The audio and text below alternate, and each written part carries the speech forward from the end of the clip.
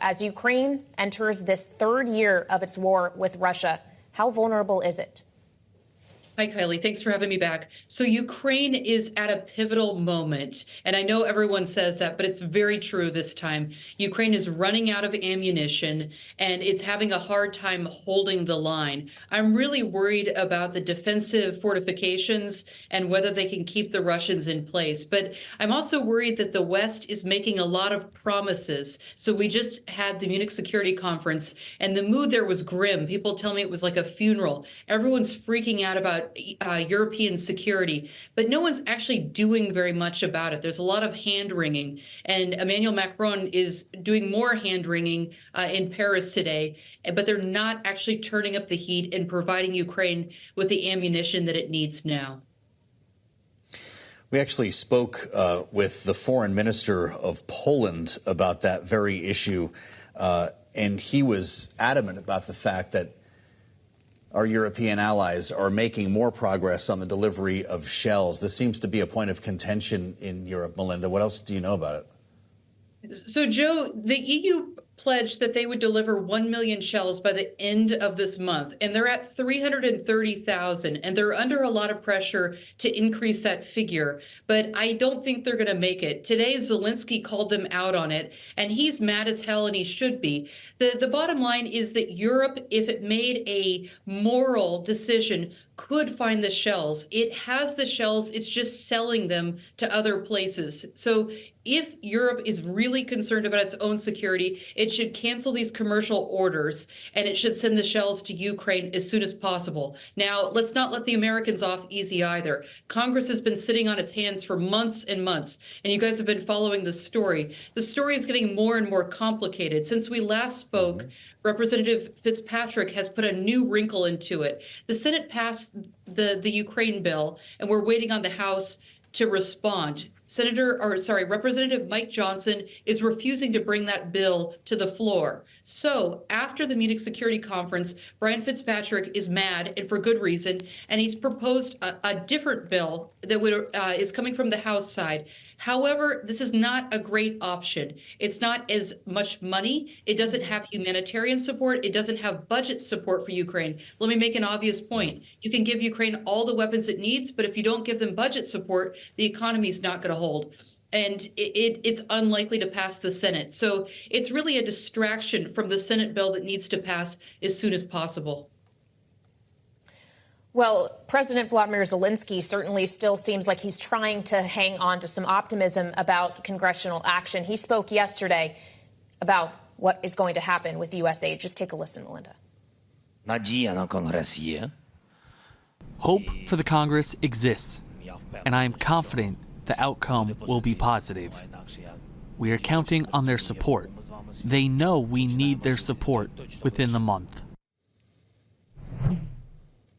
Within the month may be a tough ask, Melinda, given the other things that Congress needs to work on in the interim, including trying to keep the U.S. government open. So if they don't get the U.S. support, what alternatives does Ukraine realistically have? So Ukraine is committed to, or Ukraine is confident that it's going to get this U.S. assistance, and I'm confident that it will pass.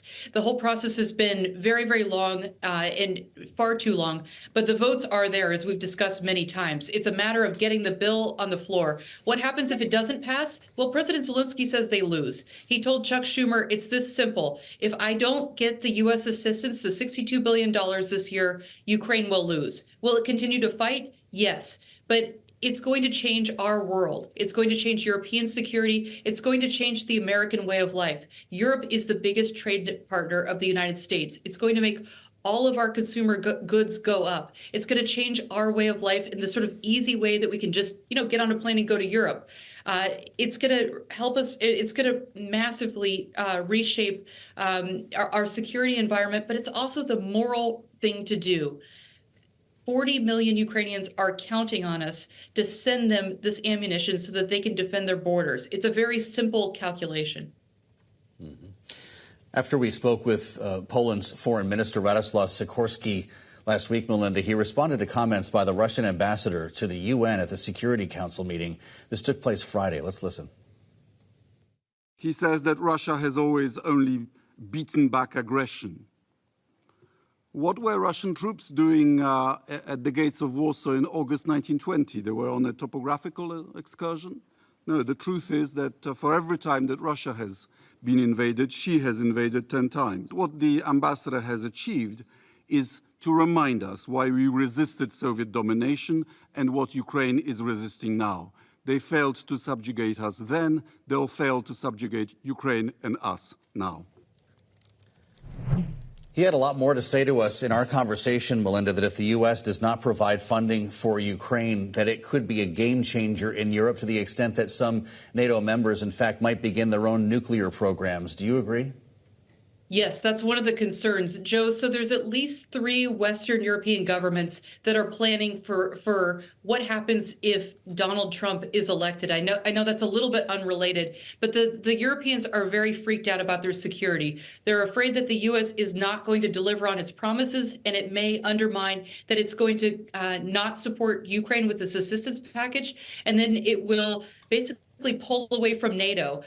So Western Europe is very scared right now, and I think they have every reason to be so.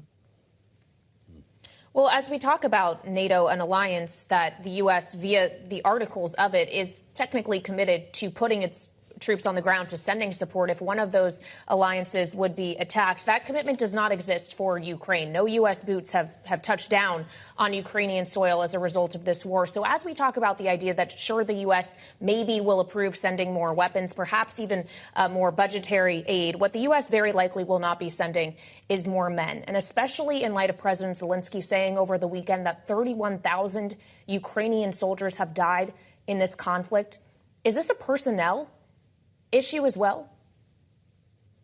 Kailey, so Ukraine has had its troops on the front line for more than 2 years now, and Ukrainian troops have fought with a lot of heroism, but they're very tired and they need a rotation. So this is a big issue in Ukraine now, and we're expecting Ukraine's parliament to pass a new mobilization law to give those soldiers on the front lines relief. Do they have enough people to fight? Yes, they do. The last statistic I heard was that Ukraine has at least 12% more people who could fight within the economy, and the economy can stay afloat. So it's a matter of coming up with a system that gives the guys at the front line relief and giving the new guys training and getting them out there to the front lines. But they do have the people.